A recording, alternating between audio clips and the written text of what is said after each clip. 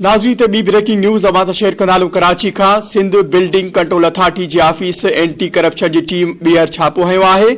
छापे दौरान anti corruption की team Sindh building control authority जे ऑफिसरन खां नस्ला टावर मामले बाबत पुछा गाछा कई आहे। याद रहे तो गुज़रियल ॾींहुं भी एंटी करप्शन की team Sindh building control authority जे ऑफिस ते छापो हयो हो। एक बेरो ॿीहर अहम खबर के हवाले से अवां खे आगाह कंदालूं। या ब्रेकिंग न्यूज़ अवां सां शेयर करे रहिया आहियूं कराची खां। सिंध बिल्डिंग कंट्रोल अथॉरिटी जी ऑफिस एंटी करप्शन छापो हयो आहे। छापे दौरान एंटी करप्शन की team Sindh building control authority जे ऑफिसरन खां नस्ला टावर मामले बाबत पुछा गाछा कई आहे।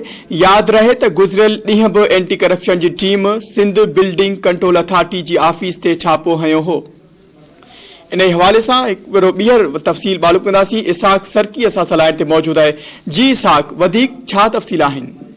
हाँ जी बिल्कुल मंजर दिसो है पुलिस का पोए जेको सिंध बिल्डिंग कंट्रोल अथॉरिटी जे दफ्तर से जेको एंटी करप्शन एक दफ़ो ॿीहर छापो आयो है। जॾहिं त अॼु इहो ॿियो छापो है जंहिंमें गुज़िरियल ॾींहुं भी जेको एंटी करप्शन इन दफ्तर से छापो आयो हुयो, जंहिंमें anti corruption Sindh building control authority में जेके ऑफिसर वेठल हुआ उन्हनि खां जेको जांच कई हुई, जंहिंमें सिंध बिल्डिंग कंट्रोल अथॉरिटी जे अमले पारां जेको नस्ला टावर में मुलविस जेके ऑफिसर आहिनि उन्हनि जी जेको जेकी लिस्ट हुई पुछी वही हुई, जंहिंमें जेकी लिस्ट आहे उहा न ॾिनी वई, जंहिंजे करे हिकु दफ़ो ॿीहर एंटी करप्शन की टीम आहे जेकी उहा नस्ला टावर केस बाबत जेको सिंध बिल्डिंग कंट्रोल अथॉरिटी के दफ्तर से छापो आयो आहे।